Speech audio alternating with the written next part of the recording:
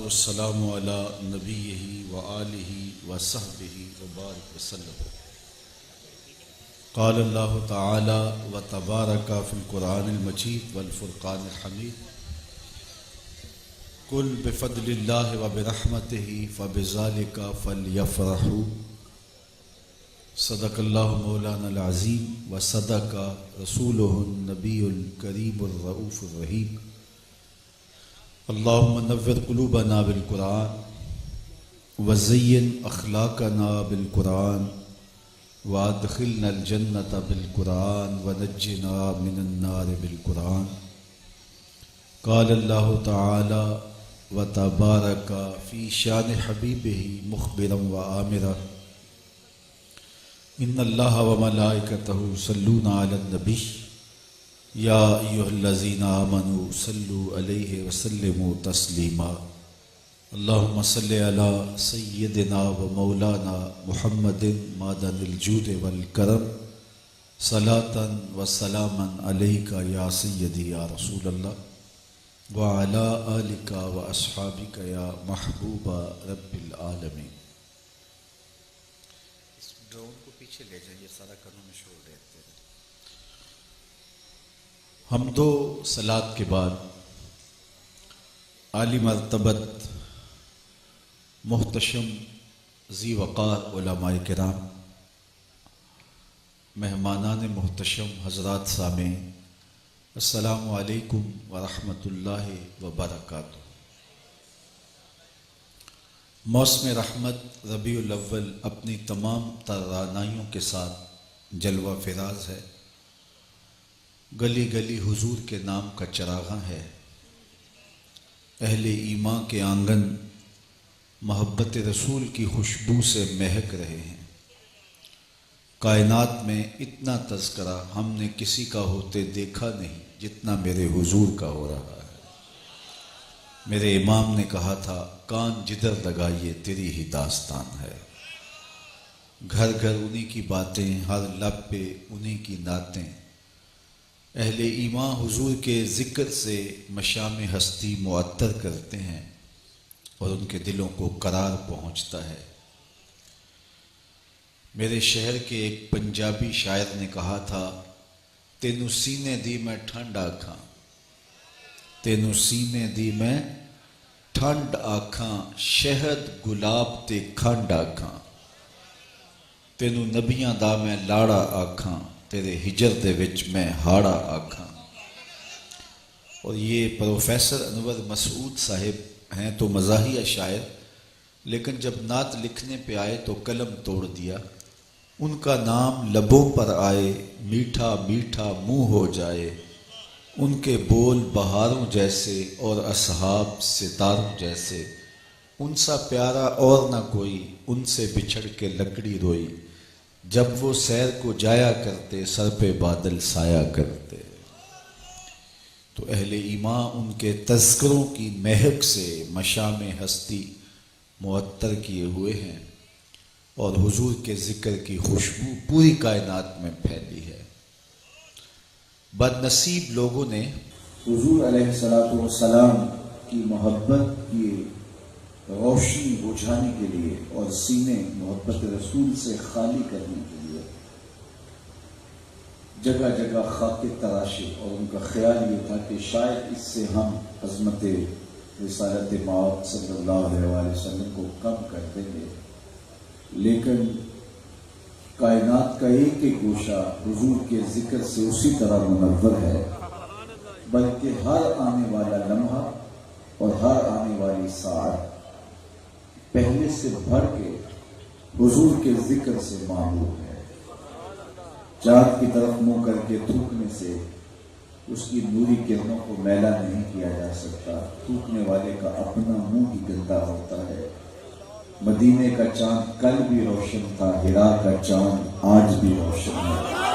اور میرے امام نے کہا تھا کہ رہے گا یوں ہی ان کا چرچا رہے گا، پڑے خاک ہو جائیں جل جانے والے. 2006 میں جب خاکے تراشے گئے تھے تو میں نے جگہ جگہ کہا تھا صاحب خاکے تو خاکیوں کے ہوتے ہیں، جو پیکر نور ہو اس کے خاکے کون تراشے. خاکہ تو دور کی بات ہے، اس محبوب کا تو سایہ بھی نہیں تھا، اور جس کا سایہ بھی نہیں اس کا ثانی کہاں ہوگا. اور اقبال بولے رخ مصطفیٰ ہے وہ آئینہ کہ اب اس سا دوسرا آئینہ، نہ کسی کی بزم خیال میں نہ دکان آئینہ ساز. خدا نے وہ سچائی پر چھڑیا جدے وچ محمد نو ٹالیا سی. حسینہ جمیلہ دا منہ موڑ دیتا محمد بنا کے قلم توڑ دیتا. ایسا پیکر بنایا کل قمر لیلۃ البدر لم ارا قبلہ ولا بعدہ مثلہ. حضرت ابو ہریرہ بولتے ہیں کیا پوچھتے ہو 14ویں رات کا چمکتا ہوا چاند تھے حضور. پھر کہا نہیں حضور جیسا نہ پہلے دیکھا نہ بعد میں دیکھا. حسان بن ثابت رضی اللہ تعالیٰ عنہ بولے دیکھتے کیسے؟ کسی ماں نے جنم دیا ہوتا تو دیکھتے. مثل او در عالم امکان متصور نیست. شیخ احمد فرماتے ہیں حضور کی مثل بزم عالم میں ممکن ہی نہیں ہے. بلکہ اس پر آپ نے گفتگو کی کہ حضور علیہ السلام کا سایہ نہیں تھا، تو کہا کہ سایہ کیوں نہیں تھا؟ تو کہا سایہ شے از شے لطیف ترس. کسی چیز کا سایہ اس شے سے زیادہ لطیف ہوتا ہے، اور حضور کے پاکیزہ وجود سے بڑھ کر لطیف کائنات میں کوئی شے ہی نہیں ہے. وسایہ چے مانا دارت، اور سایہ کیا مفہوم رکھتا ہے؟ تو اللہ نے اپنے محبوب کو وہ کمال دیا، وہ حسن دیا، وہ بلندیاں دی، وہ شان و شوکت عطا کی، وہ رفعت نصیب کی جو انہی کا مقصوم ہے. بلغ العلا بکمالہ، جن بلندیوں تک وہ پہنچے وہاں کسی کا تصور بھی نہیں پہنچ سکتا. میرے امام کہتے ہیں خرد سے کہہ دو کہ سر جھکا لے. خرد سے کہہ دو کہ سر جھکا لے، گماں سے گزرے گزرنے والے، یا خود پڑے ہیں جہت کو لالے. کوئی کیا بتائے کدھر گئے تھے، سراغ عین و متا کہاں تھا، نشان کیف و الا کہاں تھا. نہ کوئی ساتھی نہ کوئی راہی، نہ سنگ منزل نہ مرحلے تھے. کمان امکان کے جھوٹے نکتوں تم اول آخر کے پھیر میں ہو. محیط کی چال سے پوچھو کدھر سے آئے کدھر گئے تھے. کوئی حد ہے ان کے عروج کی، بلغ العلا بکمالہ. حضرت ابو الاسد رفاعی کہتے ہیں میں نے ایک دن روحانی طور پہ پرواز کی، اور اس میں کوئی اختلاف نہیں ہے، روح پرواز کر سکتی ہے. کہتے ہیں میں نے یہ چاہا کہ میں اس مقام کو تو دیکھوں جہاں حضور کے قدم آئے ہیں. تو میری روح نے پرواز کی حتی صعدت فی الفوقانیات، یہاں تک کہ بہت اونچا چلا گیا، 7 لاکھ عرش عبور کر گیا. آواز آئی کدھر آ رہے ہو؟ تو میں نے کہا کہ مالک معراج کی شب جس عرش کی چھاتی پہ محبوب کے قدم آئے تھے میں اس عرش کی تلاش میں نکلا ہوں. نہ سفر بشرط معال ہے، نہ طلب بقید سوال ہے، فقط ایک سیری ذوق کو میں بھٹک رہا ہوں کہاں کہاں. میرے دل کی یہ خلوتیں کئی بار سج کے اجڑ گئی، مجھے بارہا یہ گما ہوا تم آ رہے ہو کشا کشا. کہا میں تو اس عرش کی تلاش میں. تو آواز آئی ارجع لا وصول لک. ابو الاسد رفاعی پلٹ جاؤ، تم کروڑوں سال بھی پرواز کرو، جس عرش کی چھاتی پہ محبوب کے قدم آئے ہیں وہاں تمہارا خیال بھی نہیں پہنچ سکتا. جس نبی کے قدم اتنے اونچے ہیں اس نبی کا سر کتنا اونچا ہوگا. کوئی حد ہے ان کے عروج کی، بلغ العلا بکمالہ. تو وہ رفعتیں انہیں نصیب کی گئیں، وہ مراتب رفیع سے نوازے گئے، وہ مقامات علیہ نصیب ہوئے کہ جو انہی کا مقصوم ہے. اور کائنات کے اندر جو مرتبہ اور جو مقام میرے اور آپ کے آقا و مولا کو نصیب ہوا وہ کسی کا مقصوم نہیں ہے. اس پر ہمیں ناز ہے، اور ہم اظہار بشاشت کے لیے، اظہار فرحت کے لیے، خوشیوں کے اظہار کے لیے جمع ہوتے ہیں. محفل میلاد اس شکرانے کا نام ہے جو اس نعمت عظیمہ کے ملنے پر ادا کیا جاتا ہے. اللہ کا شکر کہ ہمیں وہ نصیب ہوئے جن کی راہیں نبی تک ہے. کوئی ہاتھ پھیلا کے کہہ رہا ہے ربنا وابعث فیہم رسولا. مالک آنکھیں بوڑھی ہو گئی اب بھیج بھی دے اسے.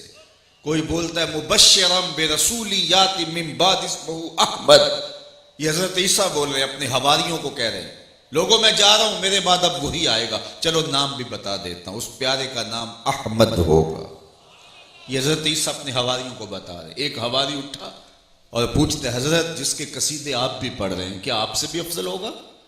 ہر شاگرد سوچتا ہے میرے استاد سے بہتر کون ہو سکتا ہے، ہر مرید کہتا ہے میرا پیر تو میرا پیر ہے، ہر کارکن کہتا ہے میرے لیڈر کی تو مثال نہیں ہے، ہر امتی سوچتا ہے میرے نبی تو پھر میرے نبی ہے نا۔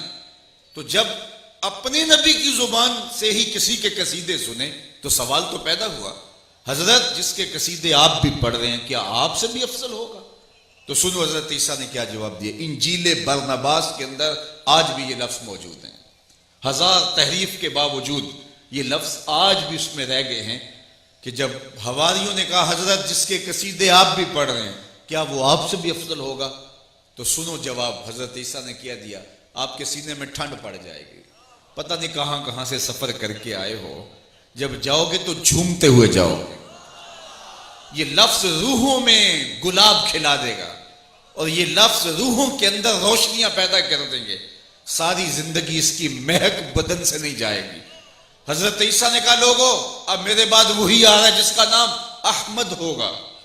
حواری نے کہا حضرت جس کے قصیدے آپ بھی پڑھ رہے ہیں کیا آپ سے بھی افضل ہوگا؟ تو حضرت عیسیٰ بولے افضل ہونے کی بات کرتے ہو، وہ تو اتنی عظمتوں کا حامل ہے، اگر اس کے نالین کے تسمے کھولنے کی سعادت ابن مریم کو مل جائے تو یہ بھی مقدر کی بات ہے، وہ اتنی عظمتوں کا حامل ہوگا۔ زمانتی رہی نستورہ راہب کہاں بیٹھا تھا شام میں، منتظر تھا کہ یہاں سے گزرنا ہے، منتظر تھا کہ یہاں سے گزرنا ہے۔ بحیرہ راہب راستے میں کلی ڈال کے بیٹھ گیا، اس نے اپنے مذہب کی کتابوں میں پڑھا تھا کہ نبی آخر الزمان یہاں سے گزریں گے، وہیں ڈیرا جما کے بیٹھ گیا۔ وظیفہ کیا کرتا ہے؟ صبح ہوتے ہی مکان کی چھت پہ چڑھ جاتا ہے اور حجاز کی جانب سے آنے والے قافلوں کی راہیں تکتا ہے، شام تک یہ مشق ہوتی ہے، رات اتر کے سو جاتا ہے، صبح پھر یہ وظیفہ کرتا ہے۔ عجیب وظیفہ ہے اس کا، وہ کسی کی راہیں تک رہا ہے۔ شب ہجر کی سختیاں، شب ہجر کی سختیاں کوئی اس سے جا کے پوچھے، تیری راہ تکتے تکتے جیسے صبح ہو گئی۔ ساری زندگی گزار دی، پھر ایک دن مقصود و مراد آ ہی گیا۔ اس نے دیکھا کہ حجاز کی جانب سے جو قافلہ آ رہا ہے دائیں بائیں کے درخت بھی سجدہ ریز ہو رہے ہیں، سمجھ گیا میرا مقصود مل گیا، جلدی سے نیچے اترا اور اپنے ماننے والوں کو، چاہنے والوں کو، شاگردوں کو کہا جلدی جلدی کھانا تیار کر دو۔ وہ کھانا پکانے میں لگ گئے۔ جب قافلہ وہاں پہنچا تو ان کو کہا کہ آج تمہاری دعوت میرے ذمہ رہی۔ بڑے خوش ہوئے، مسافر کو کھانا مل جائے تو اور کیا چاہیے۔ تو جلدی سے کھانا تیاری کے مراحل سے گزرتا ہوا کھانا تیار ہو گیا۔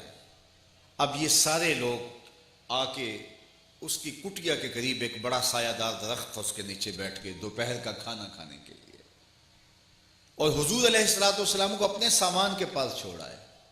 عمر پاک تھی 12 سال اور وہاں چھوڑا ہے کہ تم بیٹھو ہم کھانا کھا کے آئے، اور وہ آ کے ڈھونڈتا پھرتا لوگوں میں جس طرح کسی کی تلاش ہو، اور پوچھا کہ کوئی تمہارا شخص رہ تو نہیں گیا؟ کہا نہیں سارے ہی آگے ہیں، ہاں ایک 12 سال کا بچہ ہے اس کو وہاں چھوڑا ہے۔ میرے والد گرامی اللہ ان کی قبر پہ کروڑوں رحمتوں کا نزول کرے، یہاں فرمایا کرتے تھے کہ وہ بحیرہ کہنے لگا کیسی بارات ہے جو لاڑے کوئی چھوڑ آئی ہے، دولہا چھوڑ آئے ہو اور بارات خود چلی آئی ہے۔ تو کہا یہ سارے اہتمام تو اسی کے لیے کیے گئے۔ اور جب حضور کو لایا گیا تو ہاتھ پکڑ کے اس نے کہا ھذا سید العالمین، اللہ اکبر۔ تو حضور علیہ السلام کی راہیں لوگ تکتے رہے، وہ جس کے ذکر پر داؤد نے نغمہ سرائی کی، وہ جس کے نام پر شاہ سلیمان نے گدائی کی، دل یحییٰ میں رہ گئے ارماں جس کی زیارت کے، لب عیسیٰ پہ آئے باز جس کی شان رحمت کے، جو بن کر روشنی پھر دیدہ یعقوب میں آیا، جسے یوسف نے اپنے حسن کی نئے رنگ میں پایا، نہ دانم آنگلے خنداں چرنگو بودارت کہ مرغے ہر چمنے آرزوے او دارت۔ دنیا انتظار کرتے رہی، 350 سال زندگی پائی ہے حضرت سلمان فارسی نے۔ ایک روایت 250 سال کی ہے اور دوسری روایت 350 سال کی ہے۔ مجوسی کے بیٹے ہیں اور امیر کبیر خاندان کے چشم و چراغ ہیں، روزانہ گھر سے نکلتے ہیں اپنے باغات کی سیر کرنے کے لیے، راستے میں ایک عیسائی راہب کی کٹیا ہے، وہاں اٹھنے بیٹھنے لگے، اس کی باتیں اچھی لگی، باپ کو پتا چلا تو روک دیا، ہم مجوسی ہوتے ہیں اور یہ عیسائی ہے، تم نہ جایا کرو۔ لیکن دل میں لگن سی پیدا ہو گئی تھی، نہ رکے تو باپ نے گھر سے نکال دیا۔ دور نکل گئے، کسی شہر میں جا کے کسی پادری کی خدمت میں لگ گئے اور اس سے کچھ سیکھنے لگے۔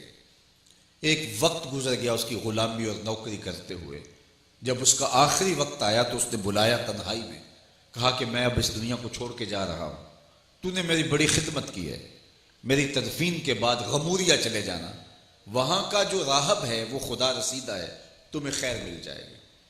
کہتے ہیں واقعی 2-3 دن کے بعد وہ انتقال کر گیا، تدفین کی، اور میں غموریا آ گیا۔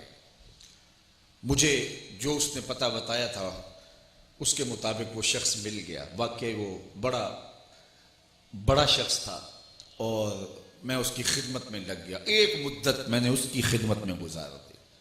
جب اس کا آخری وقت آیا تو اس نے بھی مجھے تنہائی میں بلایا اور کہا کہ تو نے میری بڑی خدمت کی ہے، اب کوئی ایسا شخص نہیں ہے کہ جس کی طرف میں تجھے بھیجوں جس طرح میری طرف تجھے بھیجا گیا تھا، لیکن تو نے چونکہ نوکری بڑی کی ہے میری، تو میں تجھے ایک پتے کی بات بتاؤں، اور وہ یہ کہ نبی آخر الزمان کے ظہور کا وقت آ گیا ہے، اور وہ ہجرت کر کے یثرب آئیں گے، تم یثرب چلے جاؤ اور ان سے ملاقات کر لینا، یہ میری خدمتوں کا صلہ ہے جو میں تمہیں دے رہا ہوں۔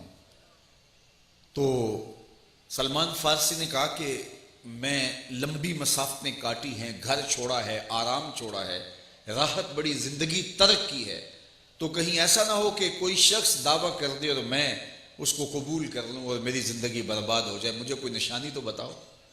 تو اس راہب نے کہا کہ 3 نشانیاں ہوں گی نبی آخر الزمان میں۔ ایک تو وہ صدقہ قبول نہیں کرے گا، دوسری نشانی یہ ہے کہ وہ ہدیہ رد نہیں کرے گا، تیسری نشانی یہ ہے کہ اس کے 2 کندھوں کے درمیان مہر نبوت ہوگی۔ کہتے ہیں کہ 2-4 دن کے بعد اس کا انتقال ہو گیا، تدفین کی، اور یثرب کی جانب جانے والے قافلے تلاش کرنے لگا، ایک قافلہ ملا تو ان کے ساتھ شامل ہو گیا، اور انہوں نے مجھے پکڑ کے اپنا غلام بنا لیا، میرے پہ یہ غضب کیا، لیکن مہربانی یہ کی کہ بیچا آ کے یثرب میں، بیچا آ کے مدینے میں، ایک یہودی نے مجھے خرید لیا اور اپنے باغ میں کام کاج پہ لگا لیا، اور میں اس کی گوڈی کرتا، خدمت کرتا، باغ کی کانٹ چھانٹ کرتا، کھجوریں توڑتا، اور اس دن کے انتظار میں تھا کہ جب حضور تشریف لائیں، چونکہ میں نے اس سے نشانیاں سنی تھیں، اور اس انتظار میں وہاں ایک وقت کاٹ دیا، کبھی عرش پر، کبھی فرش پر، کبھی ان کے در، کبھی در بدر، غم عاشقی تیرا شکریہ میں کہاں کہاں سے گزر گیا۔ کہا ایک دن میں اپنے باغ میں کھجوریں توڑ رہا تھا کہ فضاؤں میں طلع البدر علینا کی صدائیں گونجنے لگیں، ہواؤں سے خوشبو آنے لگی، میں سمجھ گیا کہ وہ نبی آخر الزمان جلوہ فراز ہو گئے، تو میں نے چھلانگ لگائی اور دوڑ لگا دی۔ میرے آقا نے سمجھا کہ غلام بھاگ گیا، وہ دوڑ کے مجھے پکڑ لیتا ہے، تو میں نے اس کو کہا میں بھاگا نہیں ہوں، میں غلام تیرا ہوں، لیکن دل نوکر کسی اور کا ہے، مجھے چھوڑ دے، میں بھی آتا ہوں۔ تو حضور کی خدمت میں چلا گیا، اور میں کچھ کھجوریں صدقے کی نیت سے لے گیا تھا، جا کے میں نے حضور کو پیش کی، تو آقا کریم نے فرمایا ہم نبی ہیں، ہم صدقہ نہیں لیا کرتے۔ کہتے ہیں ایک نشانی پوری ہو گئی، پھر کچھ دن ڈال کے پھر گیا، اور پھر میں ہدیے کی نیت سے کھجوریں لے گیا، جا کے پیش کی تو فرمایا ہاں ہم ہدیہ لے لیتے ہیں۔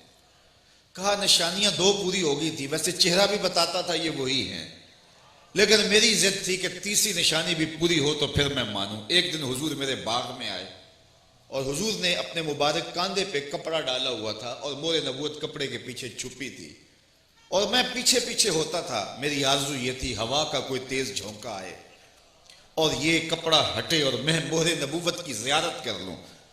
کہتے ہیں کہ میرے ارادہ قلب سے میرے حضور آگاہ ہوئے، تو حضور نے فَأَلْقَى إِلَيَّ رِدَاءَهُ، چادر اتار کے میری جانب پھینکی، اور اپنی کمر کو موڑ کے میری جانب کرتے ہوئے کہا انظر الی ما امرت بہ، اس پادری نے جو بتایا تھا دیکھ لے آگے۔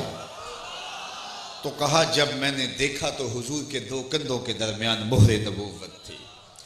میں آپ سے پوچھتا ہوں، یار توجہ کیجئے، حضور علیہ الصلوۃ والسلام، میرا تسلسل ٹوٹ جاتا ہے، میں نعروں کے خلاف نہیں ہوں، ہر شخص کی گفتگو کا اپنا ایک سٹائل ہوتا ہے، اپنا ایک انداز ہوتا ہے، تو یہ نعرے اچھے ہیں، لگانے چاہیے، لیکن میرا ایک مزاج ہے کہ تسلسل جب ٹوٹتا ہے، وہ کیا اقبال نے کہا تھا، نظارے کے لیے جنبش مژگاں بھی بار ہے، نرگس کی آنکھ سے تجھے دیکھا کرے کوئی، آنکھوں کا جھپکنا بھی طبیعتوں پہ بوجھ بنتا ہے، اس لیے میری آرزو ہوتی ہے کہ پوری تقریر بس غور سے سن لیجئے، آپ نے آتے ہوئے نعرے لگائے، ذوق آپ کا پورا ہو گیا، تو بس گفتگو سنتے جائیے، تسلسل ٹوٹتا تو پھر کہیں کے کہیں چلے جاتے ہیں۔ تو بات کر رہا تھا کہ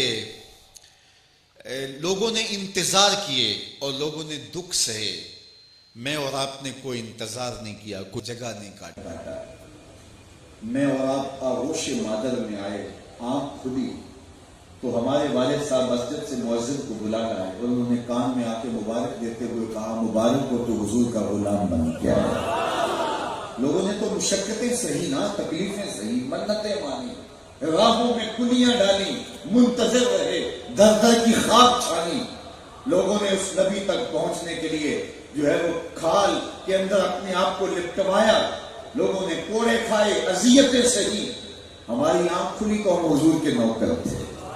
علامہ اقبال جھوم کے کہا کرتے تھے، نام تو از پدر آموختم، حضور آپ کا نام میں نے اپنے باپ سے سیکھا تھا، ہماری ماں نے لوری ہی حضور کے نام کی دی تھی، اس لیے ہم اللہ کا شکر ادا کرتے ہیں کہ ہم نے کوئی محنت نہیں کی، میری خوش قسمتی میں تیرا امت تھی۔ اللہ اکبر۔ میرے والد گرامی جھوم کے ایک شعرہ پڑھا کرتے تھے، محمد جانے جانا ہے، پیغمبر ہو تو ایسا ہو، رسولوں کی بشارت سے مبشر ہو تو ایسا ہو، امر توقیر کا سب کو موقر ہو تو ایسا ہو، کیا ہم کو غلام ان کا مقدر ہو تو ایسا ہو۔ تو کیسے بخت ہیں میرے اور آپ کے، تو پھر اس پر ہم شکریہ ادا نہ کریں۔ یہ ایک دوپہر کا محفل میلاد کا اجتماع کیا، ساری زندگی حضور کے نام لگا دیں، حق کے شکر پھر بھی ادا نہیں۔ میں کہتا ہوں ہمارے بدن پہ اتنے بال نہیں ہیں جتنے رسول اللہ کے احسانات ہیں، ہمارا بال بال قرض رسالت میں جکڑا ہوا ہے، اگر وہ جلوہ گر نہ ہوتے تو انسانیت آج کس گڑھے میں ڈوبی ہوئی ہوتی۔ سکا باپ اپنے ہاتھ سے بیٹی زندہ درگور کرتا تھا یا نہیں کرتا تھا؟ یہ تاریخ کا ایسا حوالہ ہے جس کو جھٹلایا نہیں جا سکتا۔ سکا باپ اپنے ہاتھ سے بیٹی زندہ درگور کرتا، اور پھر کتنا ظالمانہ سماج تھا، اس معاشرے سے اس پہ بھی داد ملتی، اسے جرم آج بھی ہوتے ہیں، لیکن مجرم منہ چھپائے پھرتا ہے کہ مجھ سے یہ جرم سرزد ہو گیا، لیکن وہ کیسا شفاف معاشرہ تھا کہ مجرم جرم کرنے کے بعد داد پاتا تھا۔ لوگ کہتے تو نے اپنی پگڑی کے کلس کو بچا لیا ہے، تیری آبرو بچ گئی ہے، تو نے بیٹی زندہ درگور کر دی ہے۔ بیٹیوں کو اپنے ہاتھوں سے زندہ درگور کرتے، کیسا حوصلہ تھا، کیسا ظالمانہ مزاج تھا۔ ایک شخص حضور کی خدمت میں حاضر ہو کے اپنی بیٹی کو زندہ درگور کرنے کی کہانی سناتا ہے کہ میں بیٹی کو زندہ درگور کیسے کیا۔ یہ گڑھا کھودتے تھے، اس میں بیٹی کو بٹھاتے تھے اور کھلونے رکھ دیتے تھے، اور بیٹی اس کو کھیل سمجھ رہی ہوتی اور یہ اوپر سے ریت ڈالتے، اور وہ اس کو بھی کھیل کا حصہ سمجھ رہی ہوتی، اور جب اس کی سانس گھٹنے لگتی تو پھر اسے پتہ چلتا یہ کھیل نہیں ہے، یہ کچھ اور ہے۔ تو کہا گڑھا کھودا اور اس میں بیٹی کو بٹھایا، کھلونے رکھے اور اوپر سے ریت پھینکنے لگا، تو وہ اس کو کھیل کے طور پہ انجوائے کرتی رہی، لیکن جب اس کی سانس گھٹنے لگی تو پھر وہ ننھے ننھے ہاتھ جوڑ کے مجھ سے زندگی کی بھیک مانگنے لگی، لیکن میں ایسا ظالم تھا کہ میں نے اس کے باوجود ریت پھینکنے کے تسلسل کو ختم نہیں ہونے دیا، اور ریت پھینکتا رہا، حتیٰ کہ اس کی سسکیاں اور چیخیں اس ریت میں دب گئیں۔ آج اسلام لایا ہوں تو اس کی سسکیاں مجھے سونے نہیں دیتی۔ وَأَيْنَ رَسُولِ اللَّهِ تَذْرِفَانِ، حضور کی آنکھوں میں آنسو تھے۔ صحابہ نے گھور کے دیکھا کہ تو نے اتنا دردناک واقعہ سنا ہے، حضور کو دکھی کر دیا، لیکن فرمایا اس کو کہنے دو جو کہتا ہے۔ تو بیٹیاں اپنے ہاتھوں سے زندہ درگور کر کے باپ فخر کرتا تھا۔ ذرا سنیے، اگر میرے حضور نہ آتے تو آج انسان کہاں جا چکا ہوتا۔ میرے حضور نے کہا میری فاطمہ میرے جگر کا ٹکڑا ہے، جب بیٹیاں زندہ درگور ہوتی تھی۔ اور یہ صرف عرب کی کہانی نہیں ہے، یہ بر صغیر پاک و ہند کے اندر ایک رسم جاری تھی، رسم ستی. یہ 6 صدی عیسوی میں پورے بانکپن اور عروج پر تھی. جب کسی کا شوہر فوت ہو جاتا تو بیوی کو سارے اس کے رشتہ دار، اس کی ہمجولیاں، اس کی ہمسائیاں، اس کے اپنے عزیز و اقربا کہتے، تیرا پتی مر گیا، جیون ساتھی مر گئے، تو نے اب جی کے کیا لینا ہے؟ تیری وفا کا تقاضا یہ ہے کہ جب تیرے خامد کو چتا میں جلایا جائے تو بھی چھلانگ لگا دینا اور اس کے ساتھ زندہ جل کے مر جانا. اور اس غرض کے لیے خاندان کے لوگ اپنی بیٹی کو تیار کرتے تھے کہ ہم وفاداروں کا خاندان کہلائیں. خاتون کو شراب پلائی جاتی اور شوہر کی محبت میں اشعار گائے جاتے تاکہ وہ جوش میں آ کر کے چھلانگ لگا دے، اور عورتیں پھر جوش میں آ کر کے چھلانگ لگا دیتے. ابن بطوطہ کو پڑھیے، وہ کہتا ہے جب میں یہاں آیا اور میں نے اپنی آنکھوں سے ایک خاتون کو ستی ہوتے دیکھا اور وہ اپنے حواس برقرار نہیں رکھ سکا تھا، بے ہوش ہو گیا تھا. کتنی خواتین تھی جو ظالمانہ رسم کا شکار ہو رہی تھی. بیوہ کو بند کمرے میں ڈال دیتے اور 1 سال تک اس کو نکلنے نہیں دیتے تھے اور بدلنے کے لیے لباس بھی نہیں دیتے تھے. اور سال کے بعد پھٹے ہوئے لباس کے ساتھ جب وہ باہر آتی تو اس کی جھولی میں اونٹ کی مینگنیاں ڈالی جاتی اور وہ بازار میں جاتی اور لوگوں کو مینگنیاں مارتی. یہ اس کی دردناک کہانی تھی. یتیم کو دھکے دیے جاتے تھے. قرآن نے کہا ہے فَذَلِكَ الَّذِي يَدُعُّ الْيَتِيمَ، یہ وہ بد نصیب شخص ہے جو یتیم کو دھکے دیتا ہے. زنزیبار کے اندر میں نے وہ جگہ اپنی آنکھوں سے دیکھی ہے جہاں غلاموں کو پورے افریقہ سے لا کے باندھا جاتا تھا اور پھر جہاز بھر کر کے پوری دنیا کے اوپر سپلائی کیا جاتا تھا اور اس غلام کا کوئی حق نہیں ہوتا تھا. جانوروں سے بھی بدتر سلوک غلاموں کے ساتھ ہوتا تھا. اقبال نے کہا تھا غلامی کیا ہے ذوق حسن و زیبائی سے محرومی، جسے زیبا کہیں آزاد بندے ہے وہی زیبا. بھروسہ کر نہیں سکتے غلاموں کی بصیرت پر کہ دنیا میں فقط مردان حر کی آنکھ ہے بینا. غلام کی کوئی اوقات ہی نہیں ہے، وہ آقا کا جوتا دھوپ سے اٹھا کے چھاؤں میں رکھ کے تو اس پہ بھی کوڑے کھائے کہ تو نے مجھے پوچھا کیوں نہیں، تو نے مجھ سے اذن کیوں نہیں لیا. تو جب انسانیت سسک رہی تھی، بیواؤں کی سسکیاں، یتیموں کی آہیں اور عرب کے ریگزاروں میں دبی ہوئی معصوم بچیوں کی چیخیں اور غلاموں کی چیخ و پکار عرش مولا سے ٹکرائی اور رسم ستی کا شکار ہوتی ہوئی ان خواتین کی چیخیں رب کے عرش سے ٹکرائیں تو اللہ کو دکھی انسانیت پہ رحم آ گیا. آمنہ کی آغوش میں رحمت بن کے محمد عربی تشریف. اب میرے حضور نے انسانیت کو عزت دی. وہ بیٹی جو زندہ درگور ہوتی تھی، میرے حضور بولتے ہیں میری فاطمہ میرے جگر کا ٹکڑا ہے. اور جب سیدہ حضور کو ملنے آتی ہیں فَأَجْلَسَهَا فِي مَجْلَسِهِ، احادیث اٹھائیے، حضور اپنی مسند پہ اپنی بیٹی کو بٹھاتے ہیں. دنیا کو بتایا کہ بیٹیاں ہوتی کیا ہیں. آج بیٹیوں کے لیے آپ کے سینے میں بھی پیار ہے، میرے سینے میں بھی پیار ہے. یہ میلاد والے رسول کا دیا ہوا پیار ہے. میں نے ایک بوڑھے شخص کو دیکھا، اس نے اپنی کمر پہ بورا لادا ہوا تھا اور اس کی کمر دبتی چلی جا رہی تھی اس کے وزن سے. شناسائی تھی تو میں اس کو کہا کہ آپ بوڑھے ہو گئے تو کام چھوڑ کیوں نہیں دیتے. اس کا لہجہ مجھے کبھی بھی نہیں بھولا. ایسے اس نے انگشت شہادت کھڑی کی اور آنکھوں میں نمی تھی. کہنے لگا حضرت ابھی ایک بیٹی رہ گئی ہے جس کی میں نے شادی کرنی. میں نے کہا یہ تو زندہ درگور کرتا تھا اور آج یہ جھکی ہوئی کمر پہ بورے لاد کے مزدوریاں کر رہا ہے. یہ بھائی تو کاٹ دیتا تھا، کل کوئی میرا بہنوئی نہ کہلائے. آج یہ فیکٹری میں اوور ٹائم لگا رہا ہے کہ میں نے بہن کے ہاتھ پیلے کرنے. آج لوگ پردیس کاٹ رہے ہیں، وہاں کی تکلیفیں سہ رہے ہیں کہ ہم نے بیٹیوں اور بہنوں کے ہاتھ پیلے کرنے ہیں. یہ تو کاٹتے تھے. ان کے سینے میں پیار کس نے ڈالا؟ سنو، ان کے سینے میں پیار محمد عربی نے ڈالا. آج بیٹیوں کے لیے جو محبت کے جذبات ہیں یہ حضور نے ڈالے. یتیم کو دھکا دیا جاتا تھا اس لیے کہ یہ منحوس ہے. فَذَلِكَ الَّذِي يَدُعُّ الْيَتِيمَ، یہ یتیم کو دھکے دیا کرتے تھے. اور میرے حضور نے کیا کہا؟ آنا وکافل الیتیم، میں اور یتیم کی کفالت کرنے والا. اپنے ساتھ جوڑا. قیامت کے دن یوں قریب ہوں گے، یوں نیڑے ہوں گے جس طرح میری 2 انگلیاں قریب ہیں. کہاں یتیم کو دھکے دیے جاتے ہیں اور کہاں کفالت یتیم کا صلہ حضور کی قربت بنتا ہے. کائنات میں سب سے اچھا گھر کون سا ہے؟ میں آپ سے سوال کرتا ہوں. اس کائنات میں آپ اگر گھر بنانا چاہیں تو سب سے اچھا گھر کون سا ہے؟ میں نے پوچھا تو کسی نے کہا جو شہر کے وسط میں ہو، کسی نے کہا کہ جو تعلیمی اداروں کے قریب ہو، بچوں کو آنے جانے کی سہولت رہے، کسی نے کہا جو ہاسپٹل کے نیڑے ہو تاکہ ایمرجنسی میں انسان کی زندگی بچ سکے. کسی نے کہا نہیں جو کسی عالی نسب سوسائٹی میں ہو تاکہ اس وقت سب سے بڑا مسئلہ ہمارا سیکورٹی کا ہے. کسی نے کہا برلب سڑک ہو تو آنے جانے کی سہولت رہتی ہے. کسی نے کہا نہیں ساحل سمندر پہ ہو نہر کنارے ہو تو نظارے بھی دل کو اچھا رکھتے ہیں. کسی نے کہا پہاڑ کی چوٹی پہ ہو. کسی نے کہا جس کے کمرے کشادہ ہوں. کسی نے کہا جس کے لان کھلے ہوں. میں نے حضور سے پوچھا تو میرے حضور نے کہا کائنات میں سب سے اچھا گھر وہ ہے جس میں یتیم رہتا ہو اور اس کی عزت بھی ہوتی.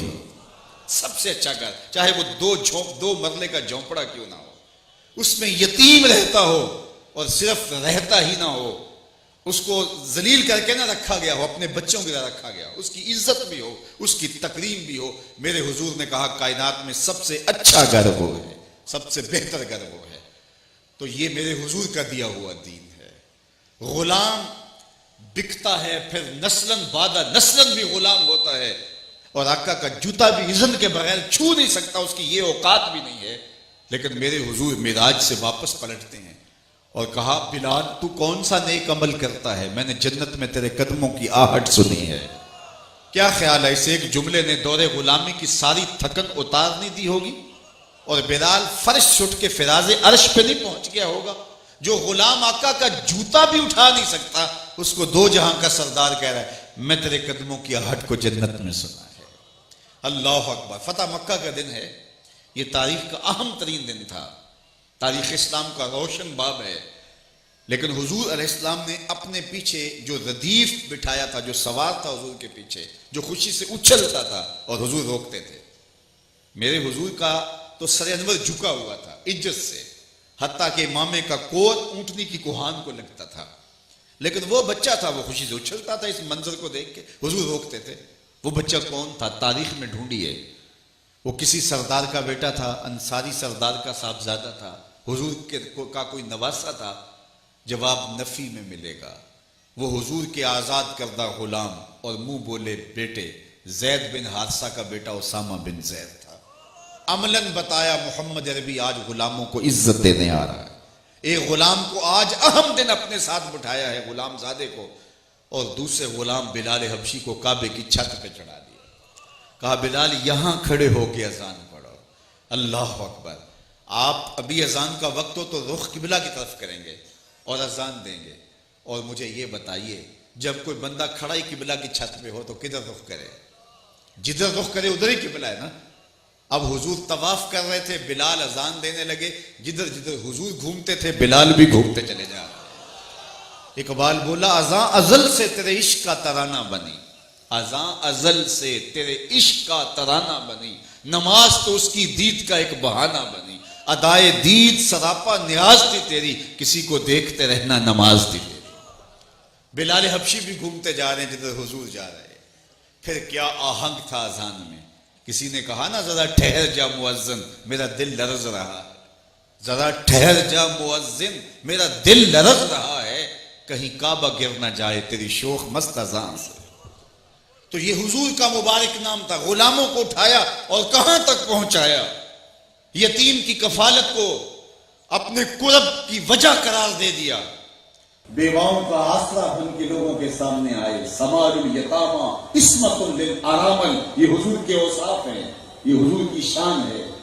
مدینہ المنورہ میں ایک خاتون تھی جس کا توازن عقلی ٹھیک نہیں تھا, اور لوگ اس کو دیکھ کے راستہ بدل لیتے تھے, کیونکہ جب وہ باتیں چھیڑتی تھی تو چھوڑتی نہیں تھی. ایک دن مسجد نبوی کے دروازے پر آ گئی اور اشارہ کر کے حضور کو بلایا. حضور بات سننے کے لیے دروازے پہ آ گئے.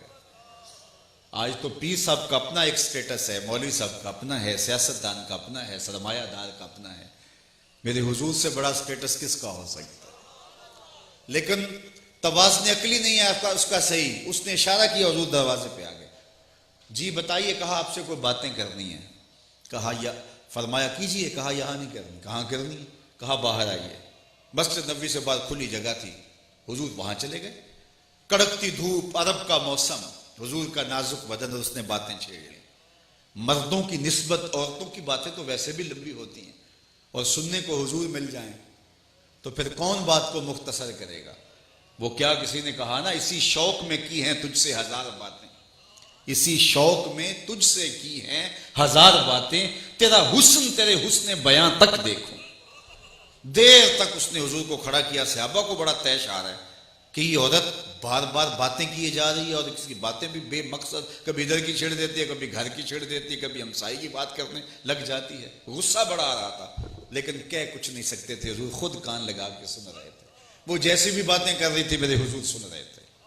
جب کافی دیر کے بعد، گھنٹوں اپنے کہانیاں سنانے کے بعد جب وہ واپس چلی تو صحابہ نے عرض کی، حضور اس عورت کا تو توازن ٹھیک نہیں ہے، لوگ دیکھ کے راستہ بدل لیتے ہیں، یہ جس سے بات شروع کرتی ہے پھر جان ہی نہیں چھوڑتی۔ آپ کا بدن نازک، وقت قیمتی، کار نبوت کی اہم ذمہ داریاں کندھوں پہ، اسے کوئی منہ نہیں لگاتا، اور آپ نے گھنٹوں اس کی بات سنی تو میرے حضور نے فرمایا پورے مدینے میں اس کی کوئی نہیں سنتا، میں بھی نہ سنوں۔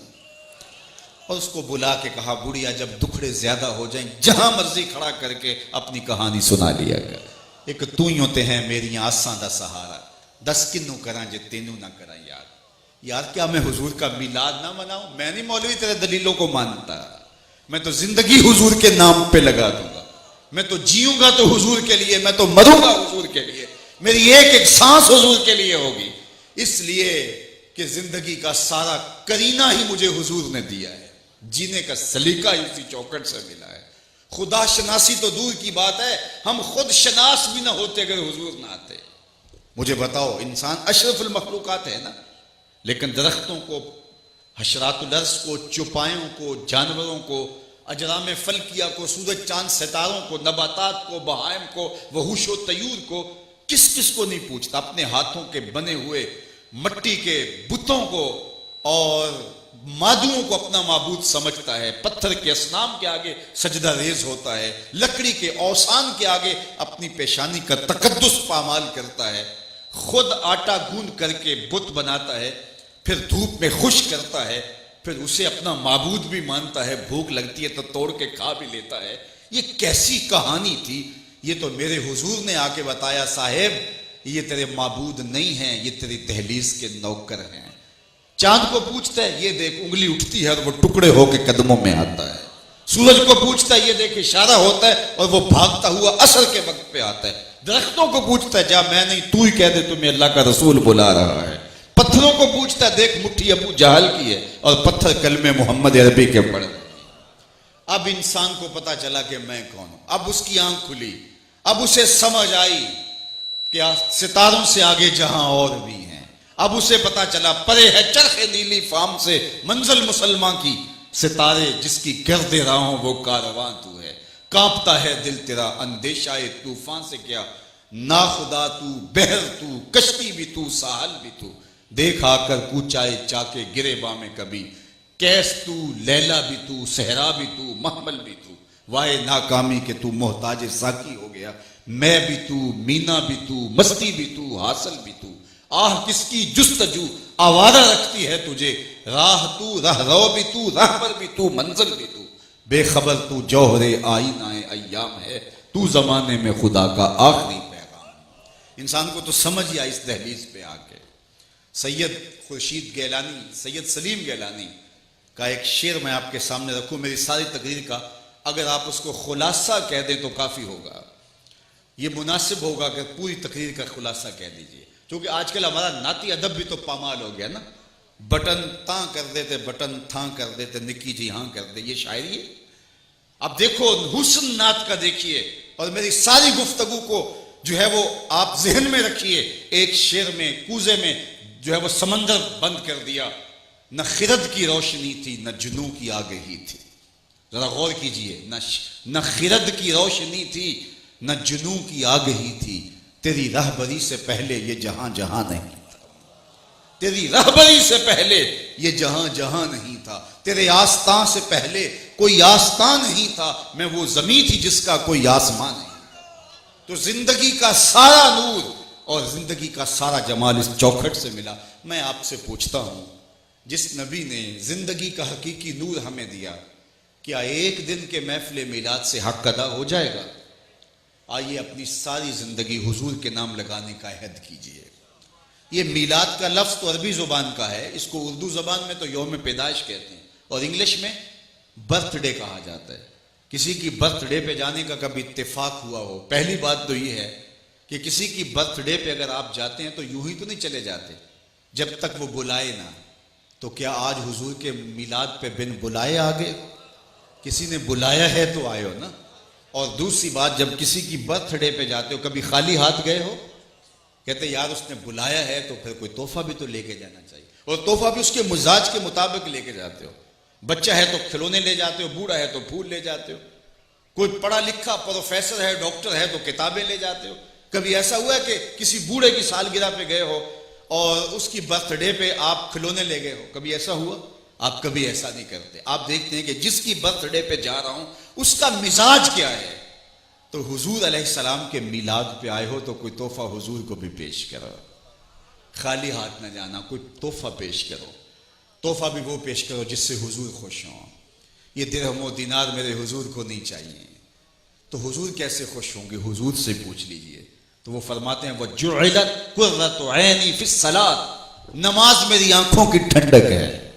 تو کیا آج کے اس میلاد کے اجتماع میں آپ عہد کر کے جاتے ہیں کہ آج کے بعد نماز نہیں چھوڑیں گے؟ انشاءاللہ اتنے زور سے کہو شیطان کا کلیجہ پھٹ جائے۔ تو اس زور کے ساتھ، اس عزم کے ساتھ یہاں سے رخصت ہونا کہ بقیہ زندگی کے جو ایام ہمیں نصیب ہیں ان ایام کے اندر ہم حضور علیہ السلام کی آنکھوں کی ٹھنڈک نماز کو اپنے اوپر لازم کر لیں گے، اور ان کا دیا ہوا نظام حیات سب سے پہلے اپنے اوپر نافذ کریں گے۔ میں عاشق رسول کہلاتا ہوں، لیکن میرا عمل بھی بتائے کہ میں عاشق رسول ہوں۔ میرے سینے پہ حضور کے نام کا بیج لگا ہے اور میں دکان پہ بیٹھا ہوں تو بازار سے گزرنے والے شخص کو یقین ہو جانا چاہیے کہ یہ 2 نمبر مال نہیں دے گا اس لیے کہ یہ عاشق رسول ہوتا ہے۔ اس لیے میرا عمل، میرا رویہ، میرا طرز زندگی گواہی دے کہ میں حضور کا غلام ہوتا ہوں۔ میرے حضور نے تو کسی سے وعدہ کیا کہ تیرے آنے تک یہاں کھڑا ہوں، اور وہ جا کے بھول جاتا ہے۔ تو حضور 3 دن تک کھڑے رہتے ہیں، 3 دن تک کھڑے رہتے ہیں، صرف قضائے حاجت کے لیے جاتے ہیں پھر آ جاتے ہیں۔ 3 دن کے بعد اچانک اس کا گزر ہوا تو دیکھا حضور کھڑے ہیں تو یاد آیا یہ تو میرے سے وعدہ تھا، شرمندہ ہوا۔ لیکن میرے حضور نے صرف اتنا فرمایا، تو نے مجھے مشقت میں ڈال دیا، تو نے مجھے مشقت میں ڈال دیا، اور میں نے خود کسی سے وعدہ کیا ہو کہ فلاں وقت میرے پاس آ جانا، اور وہ دروازے پر آ کے بیل دے اور میں اندر سے کہوں کہ بیٹے کو بھیجوں کہ اس کو کہو کہ ابو گھر نہیں ہیں، تو پھر صاحب میں عاشق رسول نہیں ہوتا، میں کچھ اور ہوتا ہوں۔ میرا وعدہ بتائے میں عاشق رسول ہوں، میری زبان بتائے میں عاشق رسول ہوں، میرا طرز زندگی بتائے میں عاشق رسول ہوں، میرا انداز حیات بتائے میں حضور کا غلام ہوں۔ چوں بنا میں مصطفیٰ خانم درود، از خجالت آب می گردد وجود، عشق می گوید کہ محکوم غیر، سینہ تو از بتا مانند دیر، تا نداری از محمد رنگ و بو، از درود خود میالا نام او۔ اور اس کا خلاصہ 2 لفظوں میں یوں سمجھ لیجئے، یاری لا تو پاک نبی سنگ، اے پر پوری یاری، پھر درود قبول ہے تیرا لکھ نہ لو ایک باری۔ تو آئیے میں اور آپ اس عزم کے ساتھ یہاں روانہ ہوں۔ ادارت المصطفیٰ حلقہ فیصل آباد کو میں مبارکباد بھی پیش کرتا ہوں، اور آپ سارے لوگوں کو ادارہ کے ساتھ جڑنے کی تلقین بھی کرتا ہوں۔ اقبال کے سارے کلام کا رس نچوڑیں تو خلاصہ یہ نکلتا ہے کہ محمد سے وفا تو نے تو ہم تیرے ہیں، یہ جہاں چیز ہے کیا لوح و قلم تیرے ہیں، وآخر دعوانا ان الحمدللہ رب العالمین۔ سلام بحضور خیر۔